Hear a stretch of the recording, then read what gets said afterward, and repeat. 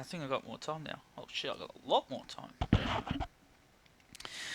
First of all, good morning, everyone. I actually recorded a review video, and then I deleted it because I just didn't give a shit. I realized even though I put work into that vid, I just did not care. I really didn't. I'm starting to get. I'm making this transition off Ruby. I can honestly feel it, and it's happening at a bad time because this season of anime is ending. And when I feel empty, when something ends, um, it's not the best time for me to make a transition of something else. But there are a lot of good shows coming out next season that I've already looking forward to. And there's some shows I have to catch up on. Like, if you want an idea, I haven't watched Vinderland Saga yet.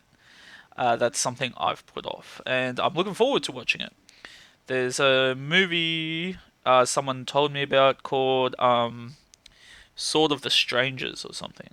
They're like, you will fall in love with this movie because I showed my mate Noragami, and yeah, then I got Sword of the Strangers off that because he's playing Sekiro right now. I know, bit off topic. Just like bringing people up to speed. Today's the day Fire Force and Food Wars released their latest episode. By the time Food Wars was done, I felt so good inside. That episode is 4 years of story accumulating in the main female character, technically. I mean, it's the main female and main male character working together, but because it's her making her dish, it's just a really good episode.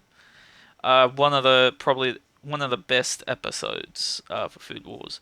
And Fire Force is, for their first season, they're hitting this shit out of the park. Powers are insane. Everyone that's watched it, nothing. Um, this video is for Star Wars. Yeah, we're gonna do that.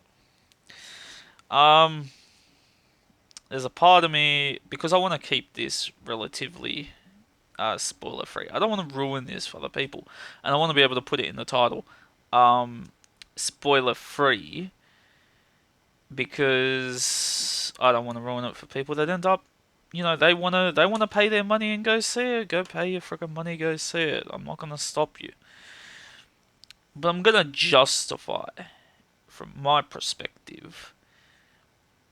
One, why this movie's bad, just just bad, and why the trilogy is bad.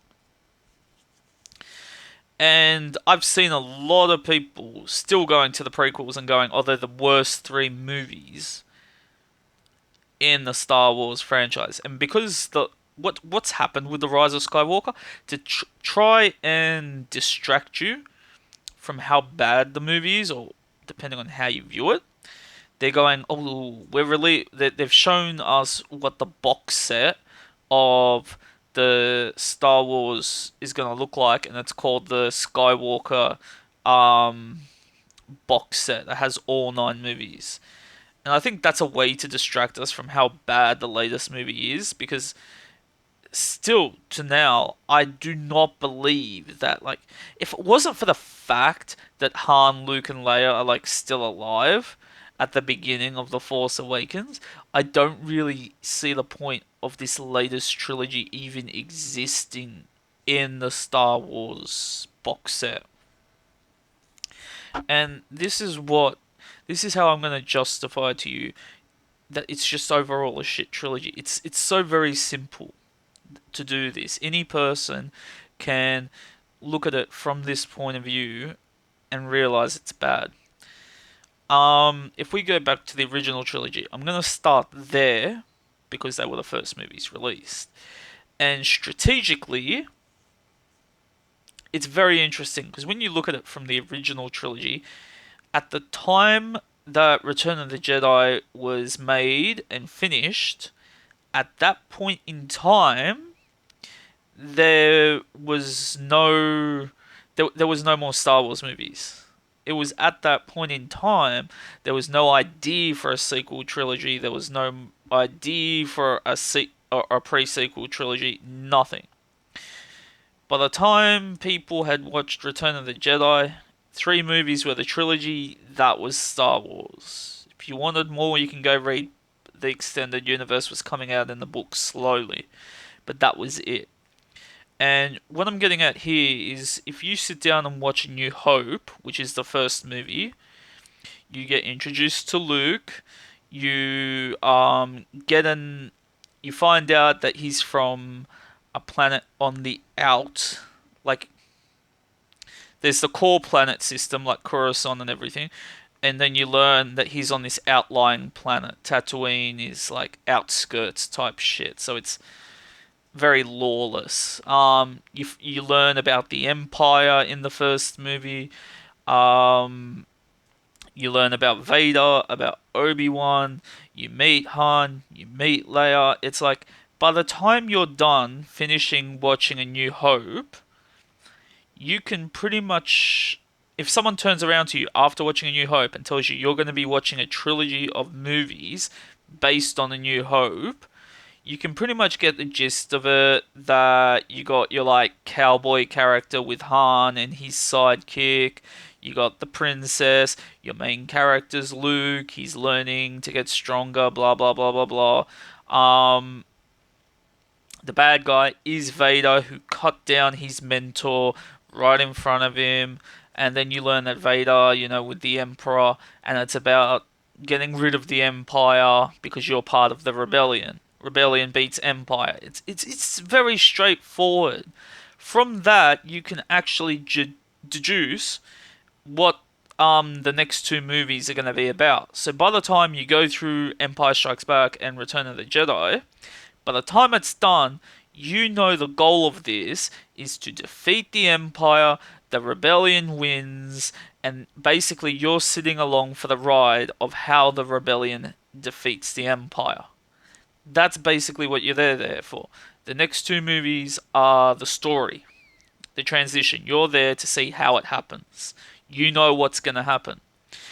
Cutting off that, we go to the prequels because they happen afterwards.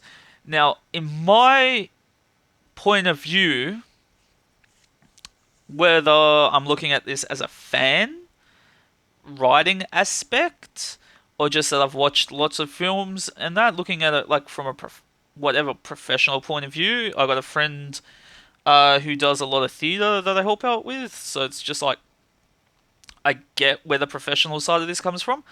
The prequels kind of had it the easiest out of the three trilogies because the original is setting up the universe, and the prequels is basically we're going to give you the story of Darth Vader, because you find out at the end Darth Vader's Luke's and Leia's father, and he used to be called Anakin.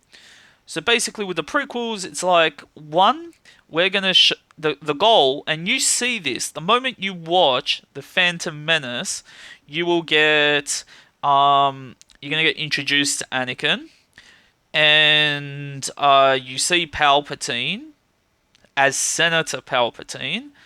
You see that the Jedi are in power. There's heaps of them, so they're built. They're a force to be reckoned with the Republic, and the darkness is like the Sith are like really in the background. They're just like coming out into the open, and they're complying with the rule of two. By watching that, you realize that the prequels, and based on the fact that you've watched the original three movies, this is about the fall of the Jedi, the fall of the Republic, the rise of Emperor Palpatine, and Anakin transitioning into Vader. That's what the prequels are about. You can watch The Phantom Menace without watching Attack of the Clones and Revenge of the Sith. Just watching the first movie, you can deduce all that from watching the first movie. Now, when you take that into consideration with the original movies and the prequel movies, now we jump into the sequel trilogy. And the fact is, if we're not talking The Last Jedi, if we're not talking The Rise of Skywalker, if you just go out and watch The Force Awakens, You cannot watch that movie all the way through and predict where the main plot. You should be able to predict the main plot. I know some people are already thinking, oh, it's good to be surprised. Yes, you can be surprised. I'm not saying you can't be surprised. There's a difference between knowing every aspect of a movie and knowing the overall plot, especially with a trilogy.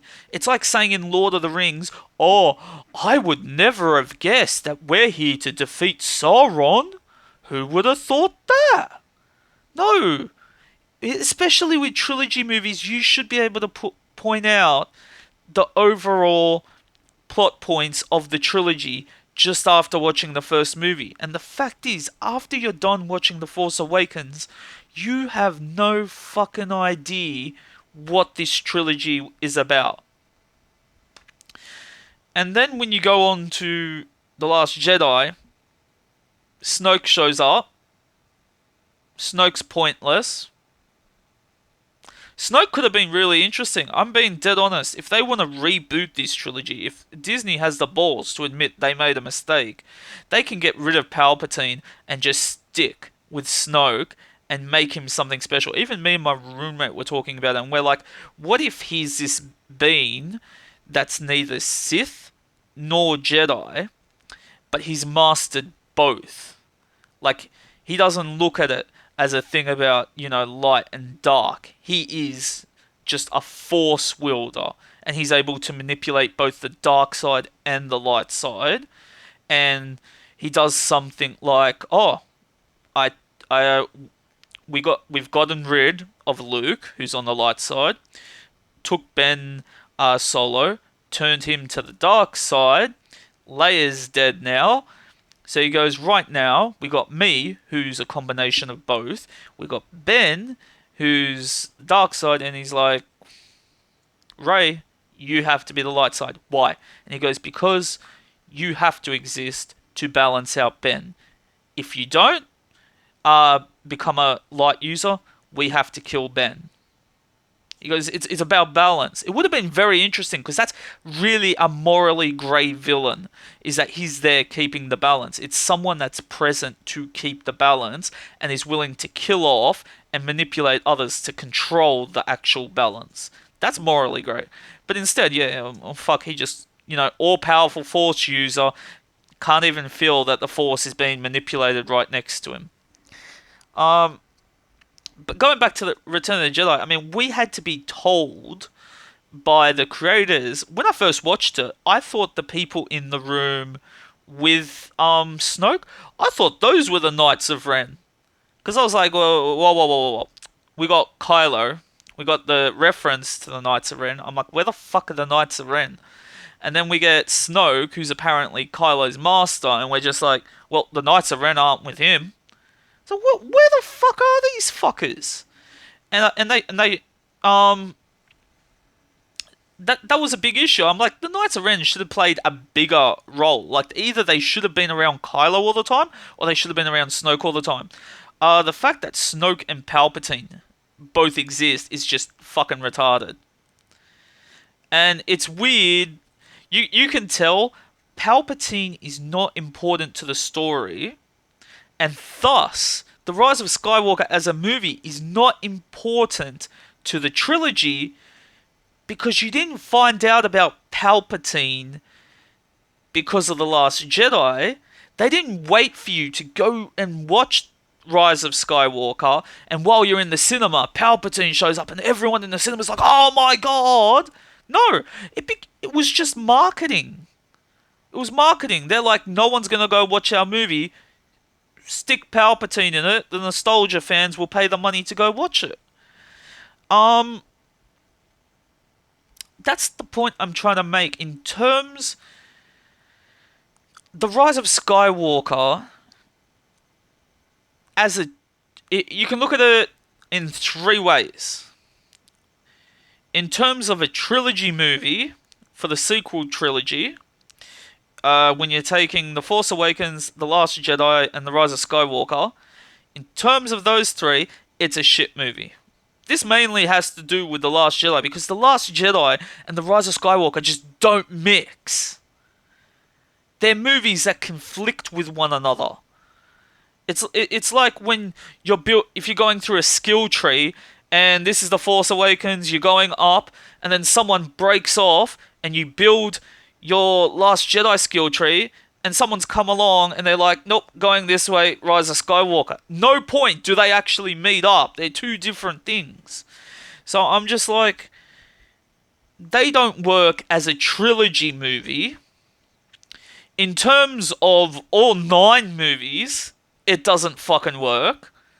It was established Anakin's supposed to bring balance to the Force. When Luke gets through to Vader and wakes up the Anakin side of Vader, you know, the love and everything.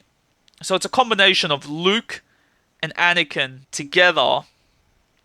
Picks up the Emperor, throws him down the chute, and essentially he blows the fuck up and dies. And then the Death Star blows up and fucking dies. Vader dies. His sacrifice as a martyr actually has meaning. Luke gets his happy moment with his family, sees the Force ghost of his father return. Return of the Jedi is just very satisfying as an ending.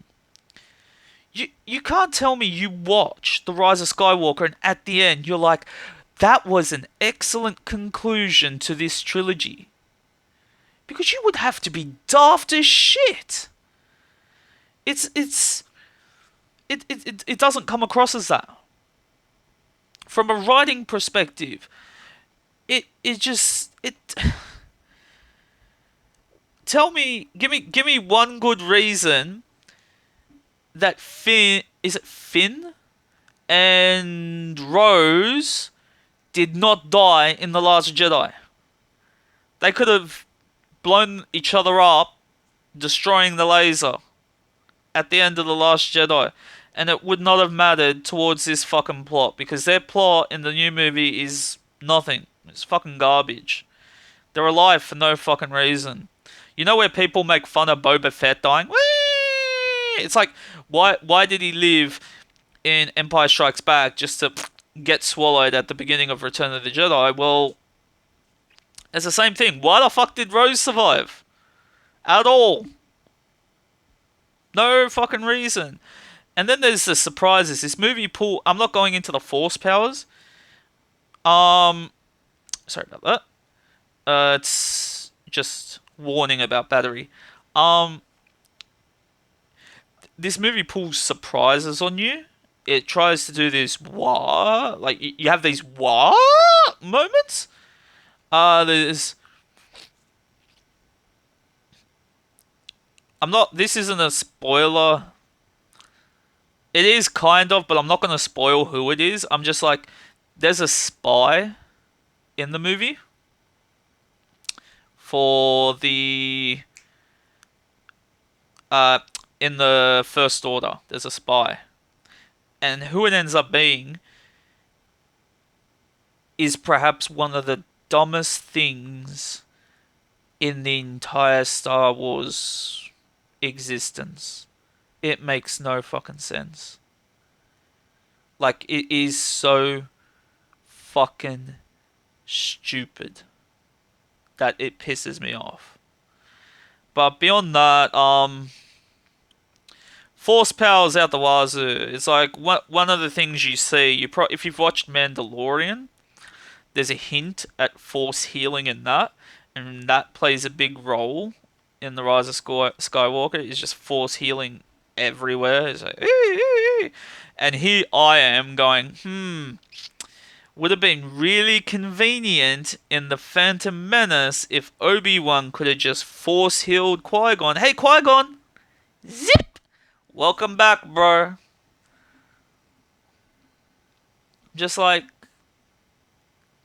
And the reason it's bad is, in this new movie, is like characters pick up the ability out of fucking nowhere. It's like, hey, what's that? Oh, it's Force healing? Can I do that? Yeah? Heal. It's as bad as in Naruto Shippuden, when Naruto comes back and he heals Might Guy, and he's just like, You come across as Jesus when you do that. Anyway, that was my explanation as to why The Rise of Skywalker is a bad movie. It's like it's just bad because it doesn't work as part of a trilogy of movies. The plot is it's not connected to The Force Awakens. Like there's no way you can predict the friggin' plot. It's just messy. It's random. It just gets pulled out of fucking nowhere. And in terms of the overall Skywalker story, it just seems like there was no point. And if I'm gonna end this video, the last thing I'm gonna say, and that's the one thing that really pissed me off, and I'm surprised it didn't go really, really public in terms of trending and everything, like it really got out there, was during the tour, the press tour for Rise of Skywalker. I think it was in Japan. A female journalist in Japan asked Kathleen Kennedy and is it Ryan Johnson or J.J. Abrams, whoever directed this one. The question got asked to them was how much how much of the script was influenced from Lucas's script, and it had to be translated. But Kathleen Kennedy basically got up, got her mic, looking jittery and shit, and she's just like, Lucas never wrote a script for 7, 8, and 9."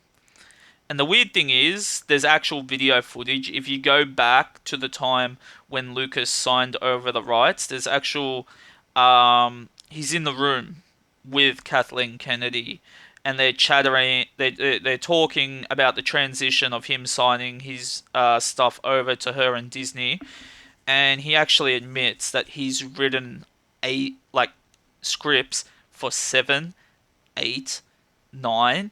He says even if they choose not to go with his scripts, he's offering his services as a writer to assist with whatever writing of a script that they need help with. He also went on to further say if they do need source material of any kind, there are tons of comics and there's the extended universe and the books as well. He goes, going forward, he actually says this. This is George Lucas literally just says, he says, I have given them all the knowledge they need, all the laws there, all the writings there. He's offering further services.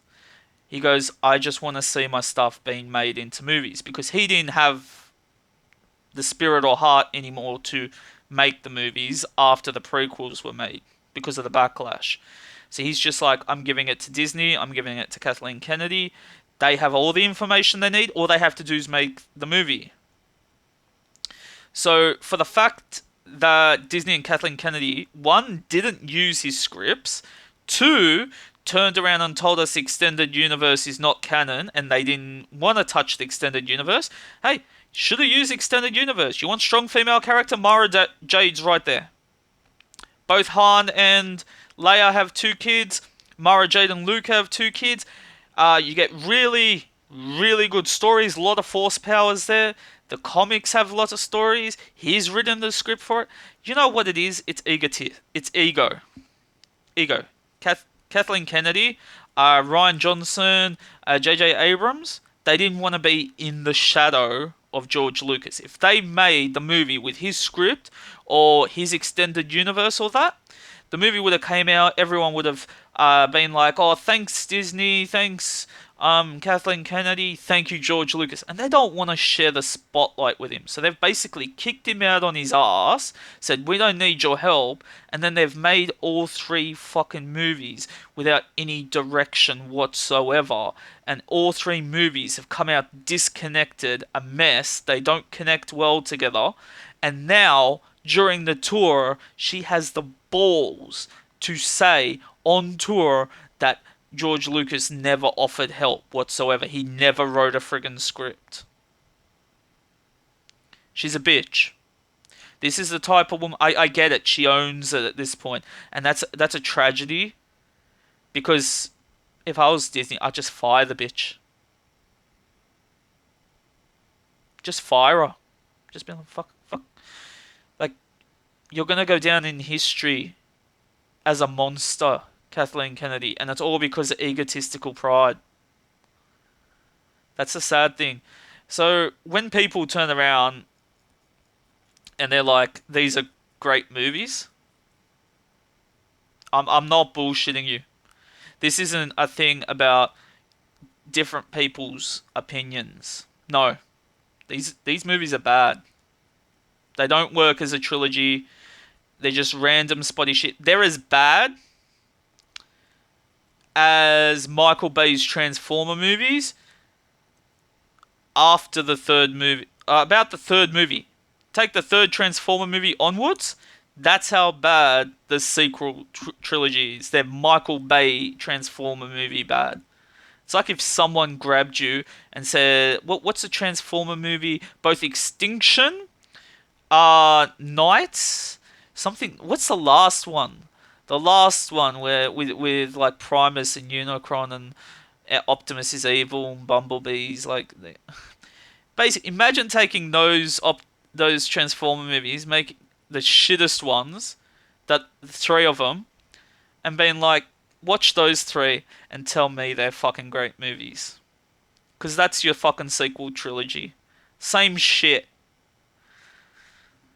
I'm like, I want someone to argue with me. Prove me wrong. The whole beginning of the video, I explained to you how movies function and how the sequel trilogy does none of that. So if you think that it's a good movie, prove me fucking wrong. Because the one dickhead that's pissed me off so far, even though I love his channel, I love their reactions, I love the Cyber Nerds channel, Geek Sensei's full of shit. 5 minutes into his video, this is the Rise of Skywalker is a movie for Star Wars fans. No, it fucking isn't. And I lost a lot of respect for him when he said that.